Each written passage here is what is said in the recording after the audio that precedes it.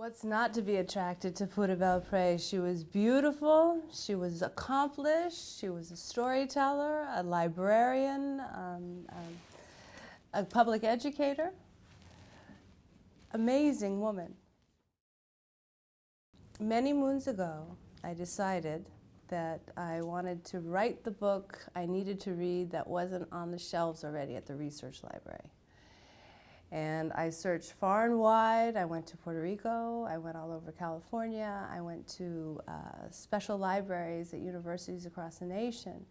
And I finally realized that I needed to come here, to the Centro, to the archives. And the moment I walked in, I knew I had found the right place.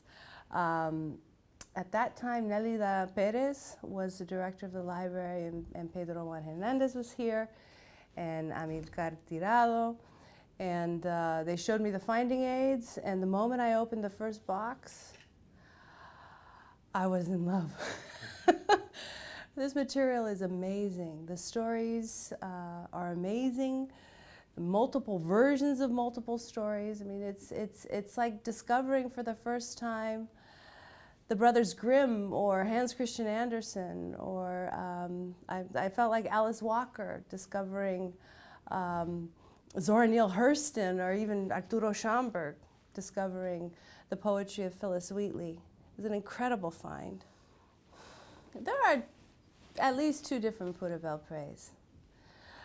The young Pura Belpré, the young woman who was born in the wake of 1898 and raised in Puerto Rico and Sidra and traveling all around the southeastern portion of the island during her childhood and adolescence. That Belpré we don't know that much about.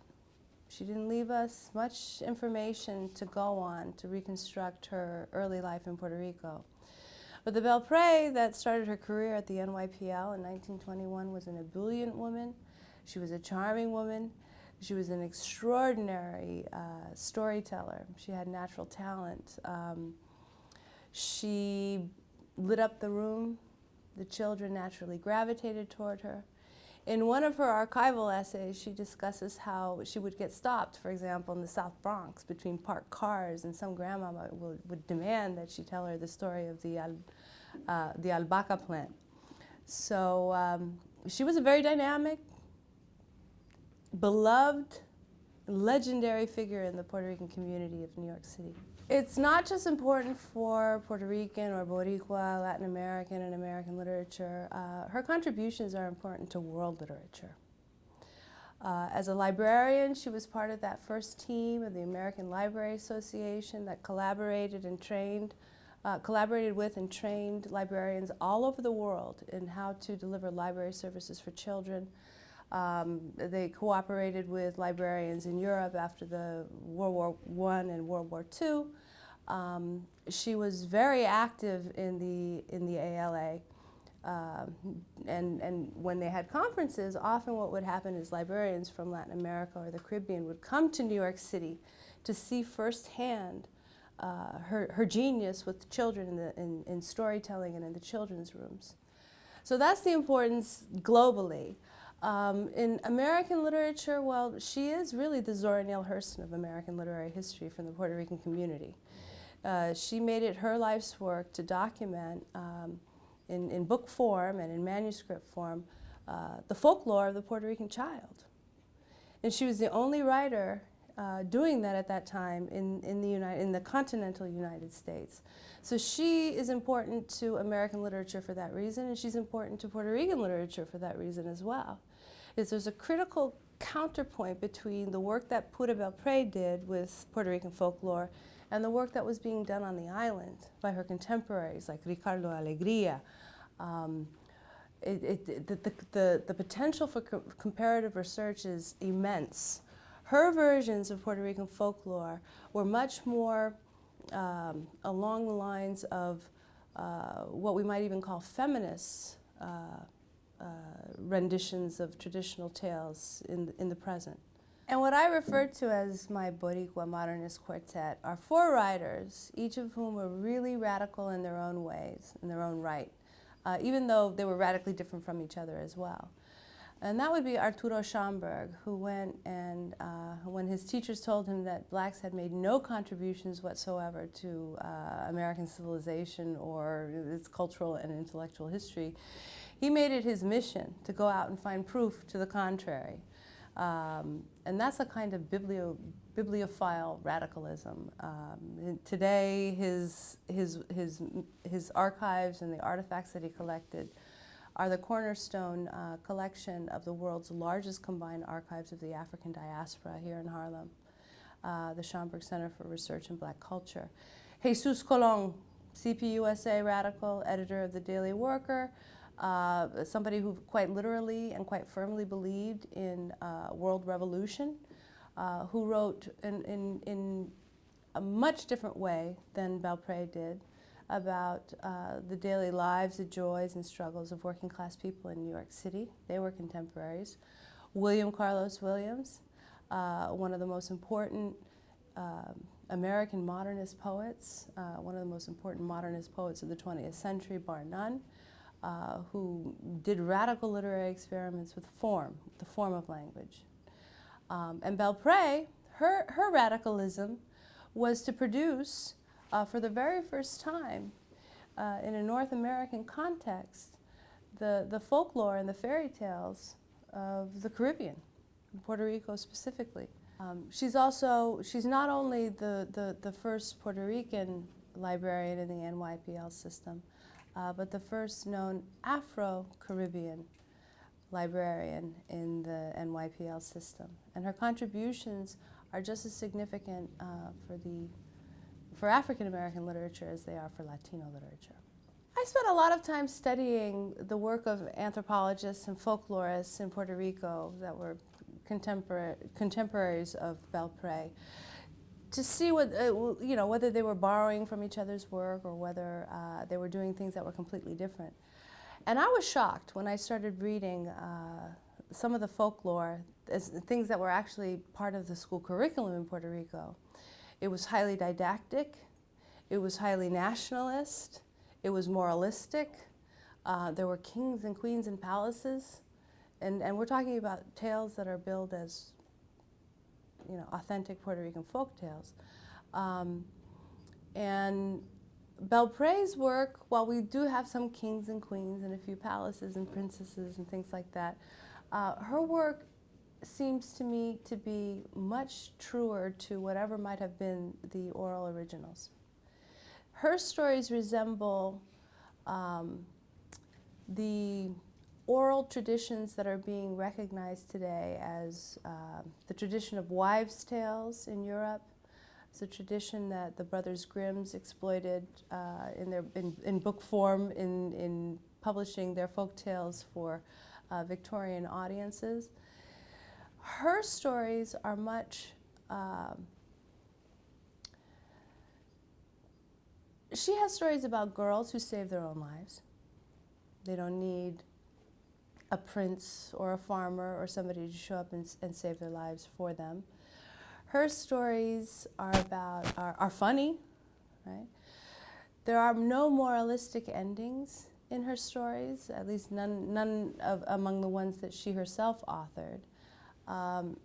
While she does indulge in some of the nationalist tendencies in looking at the legends of Puerto Rico, in which, the brave cacica Luisa dies, or Juisa dies to save the Spaniards. Those types, she's not altogether that radical, but in her sovereignty tales or self-reliance tales for girls, I don't think that there were any stories like that in circulation during the period in which she was writing them.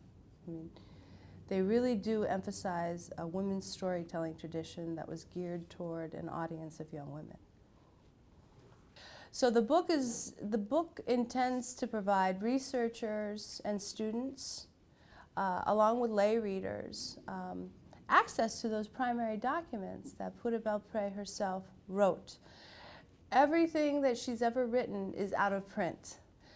For years, over a decade, I felt like I was in near total solitude as her biographer, going to conferences and talking to colleagues about Belpré. And they they had very little knowledge of what she did, why she did it, what she wrote. So that's what the volume does. The volume is primarily her writing, which I spent over a decade annotating, editing, and selecting so that we could share with the world her brilliant work. I wrote the book thinking of my mother. My mother read Boricua literature, and she loved Chapter 4. She wanted to know more about Belpré.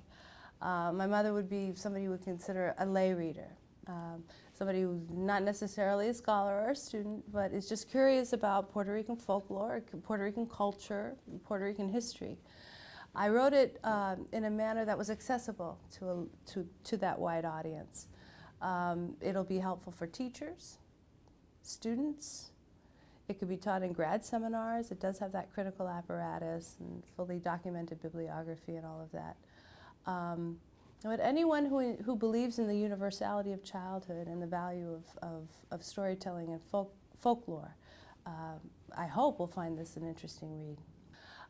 In 2001, when I published Boricua literature, I attributed the lack of literary historical research on writers like Belpré to really not, we don't have that many PhD students who are doing this type of research and writing dissertations in English or in comparative literature or in Spanish departments.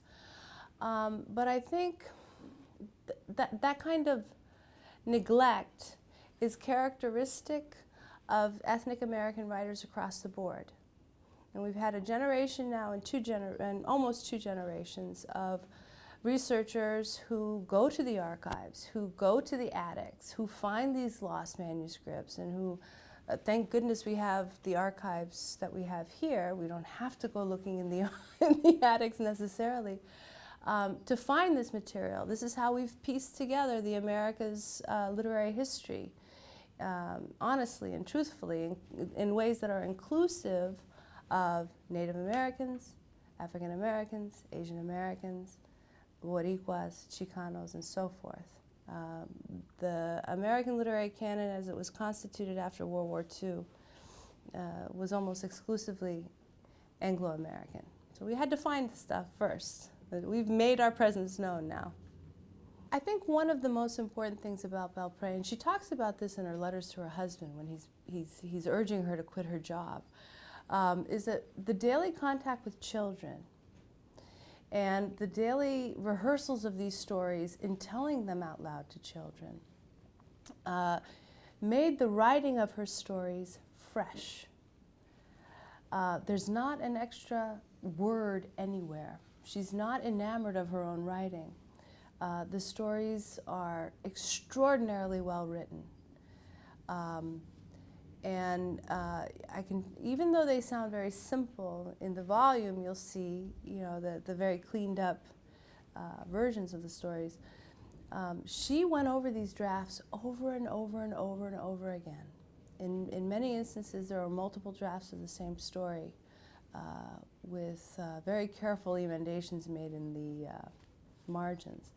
So I think that the experience of being a librarian, working directly with children, collaborating with librarians who are creating bilingual children's services and storytelling hours from scratch, made her one of the best Latin American or North American children's writers of her era. The ones about the little girls were the stories that I liked the most, and I'll tell you why. Because they are so rare. I mean, we think it's very common in world folklore to have stories about three brothers and three trials, and they prevail in the end, and one of them marries a princess, and so on and so forth. But every time I teach a section on Pura Belpré in my classes, I challenge my students to tell me, what story were you told as a child that features a heroine who solves her problems herself? Inés, the daughter of the woodcutter, who goes out on a miraculous adventure and discovers the flamboyant and becomes a heroine for spreading its beautiful leaves all over the island of Puerto Rico. Marita, whose father marries a very evil stepmother who wants to kill her goat. It's terrible. But she escapes and saves her father's life in the process. These stories are what feminist anthropologists are now identifying as part of that authentic women's storytelling tradition for girls, in which women are the authors of their own destiny. Girls don't need the patronage or the assistance of men to get themselves out of bad predicaments. So yeah, I love those stories. They're amazing stories.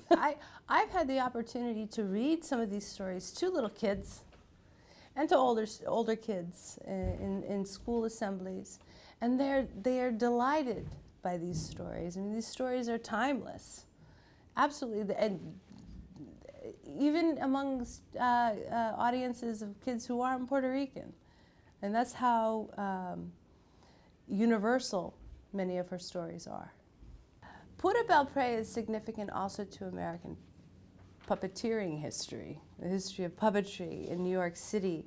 I would like nothing more than to see her puppets on Sesame Street, for example. Long before we had Sesame Street, Pura Belpré and some of her colleagues at the New York Public Library were putting on puppetry shows for the kids. Pérez y Martina was her first story that she told at a storytelling seminar. It was the first story that she created or had published in 1932. It's also the first known Latina contribution to American children's literature. So yes, it was her first publication. Pérez y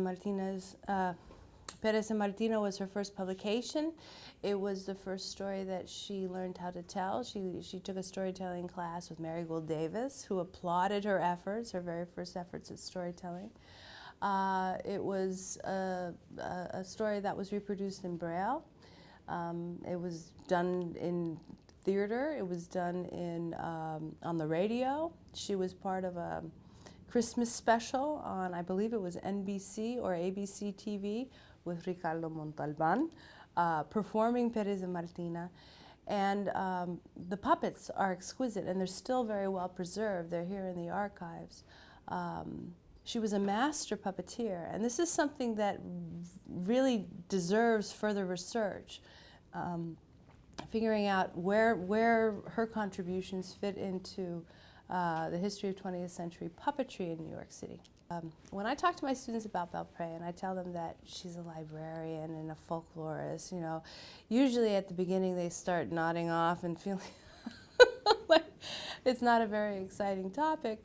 But once I show my students what she wrote, once I start performing for my students some of the material that she performed, it lights up the room. This book is really the product of over 15 years of research on my part, and the production of it has taken us quite a long time too, and I think it was worth every moment, every sweat, every drop of sweat, every drop of blood, and every tear to finally get this complete volume together.